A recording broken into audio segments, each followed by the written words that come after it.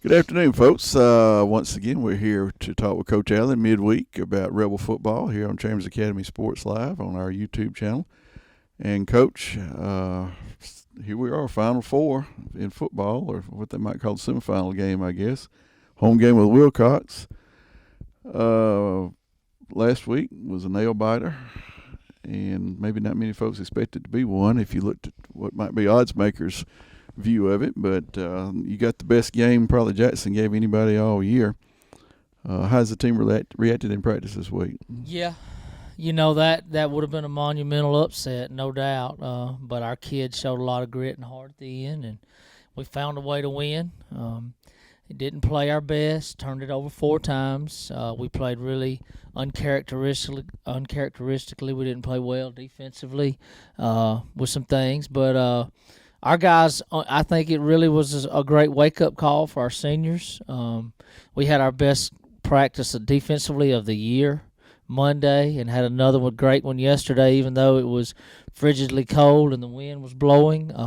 It's been a great week. I think our guys understood, hey, we were really close to not playing football anymore with the way we played. And I think it was a great wake-up call for our guys. I know they're excited to play. I think we're going to play really well this week, and they understand there's at best 2 football games left for this senior class, which are really the leaders of our football team. So we're excited. We're excited about Friday night.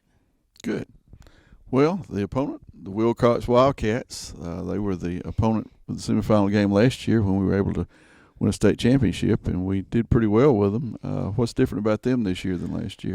Yeah, well, I think the thing that stands out to me is their physicality up front. They're a lot better up front than they were a year ago on the offensive line and defensive line, and Coach over there has really got them playing well.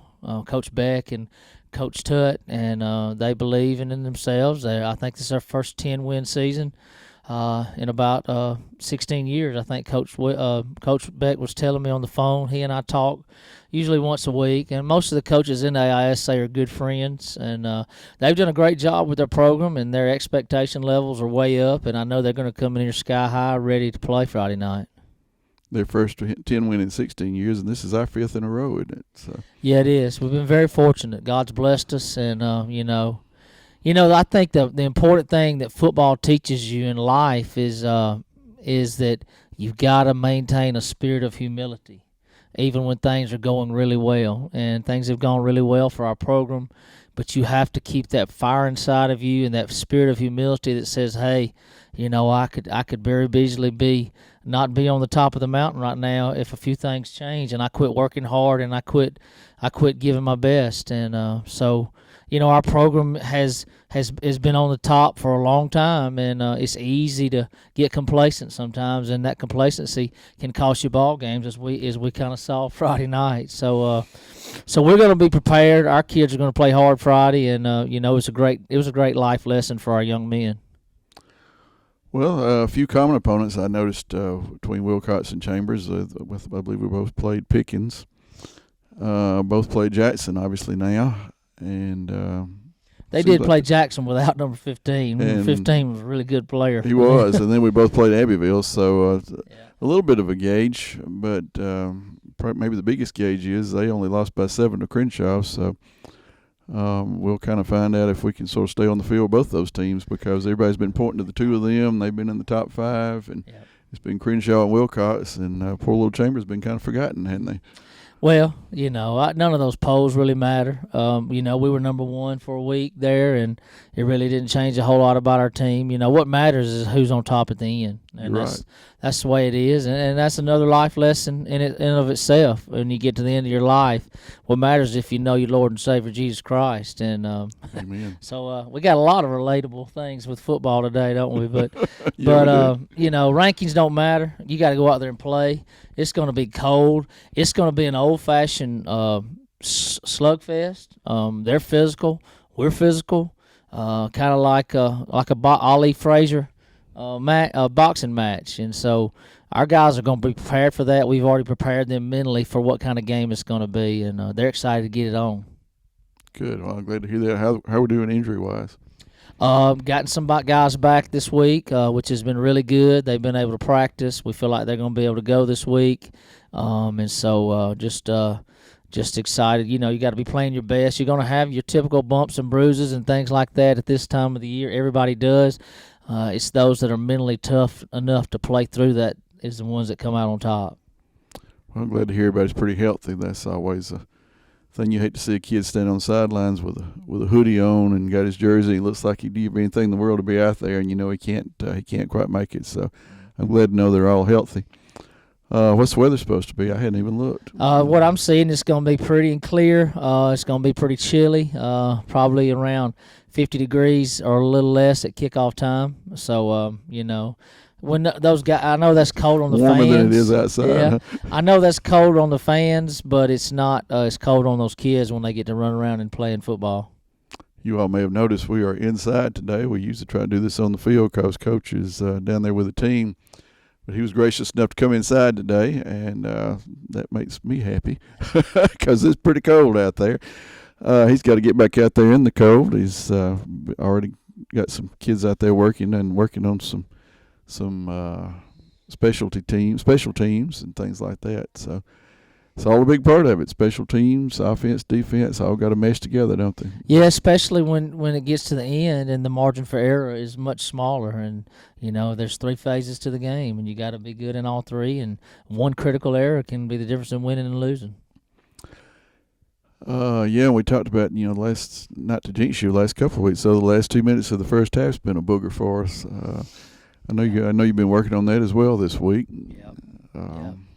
Just made some mental mistakes. You got to get on onside kicks.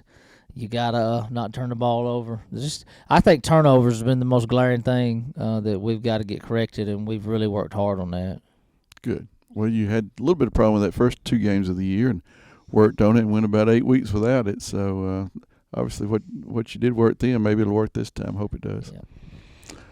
Well, before we conclude, I've got to give a shout-out to our man behind the camera. We walked out of a 46-39 ball game Friday night, and he says, I bet the Alabama-LSU game will be like this tomorrow.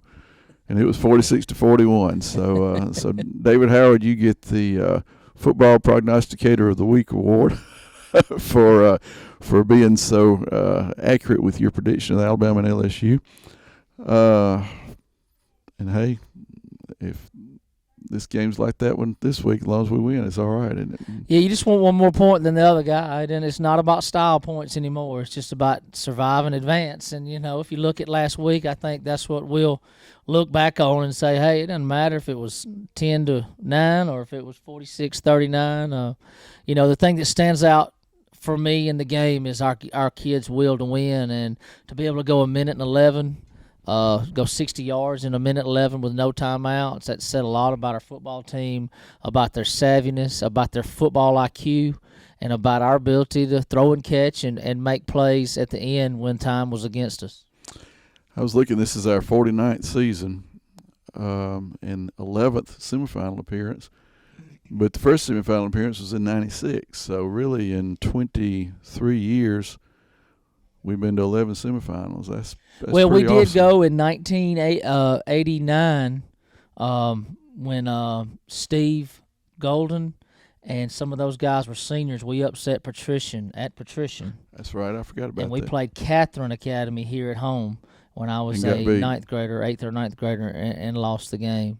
So, yeah, I've been a part of every semifinal game here at this school, and it's been an honor and privilege for me. There was that one, and then there was the one I remember most is I think one you coached when Crenshaw beat us 7-6. 97, yeah. Both teams scored on their first drive, and I don't think Crenshaw made another first down.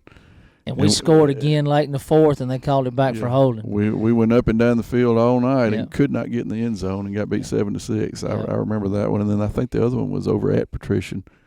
Yeah, that was when Steve Golden. No, I'm talking about the other. Yes, the other time we didn't make the finals. Yes, and we got when Coach McNair was there. Yeah, they were probably the best team in the AISA all classes that year. Yeah, so we went over there and I think got an early fumble off of a fumble punt, and looked like we were going to upset them again, and then it was downhill from there. Yeah, they were really good. They were really good. Sometimes you just got to tip your hat to the other guy. After the sleeping bear got poked that night, it stayed awake. But otherwise, 7-3 so far. Hopefully we'll be 8-3, and hopefully you and I'll be sitting here next Wednesday talking about that trip to Troy. Absolutely, and again, I want to say what a great. This is our 5th year in a row we've won 10 games at least. So I mean, that says a lot about what our kids have done. It's really been the greatest time of my career, and I think we still got a lot more to play for, and we still got several. We got some more good years in front of us. Sounds good to me. All right. Because after all, it's great to play for the C and the A. Signing off. We'll see you Friday night. Had a good crowd last Friday night. Need a really good crowd this Friday night. It's not going to be as cold maybe, but either way, it's the last home game of the 2019 season. So come out and support the Rebels. We'll see you Friday night at 7.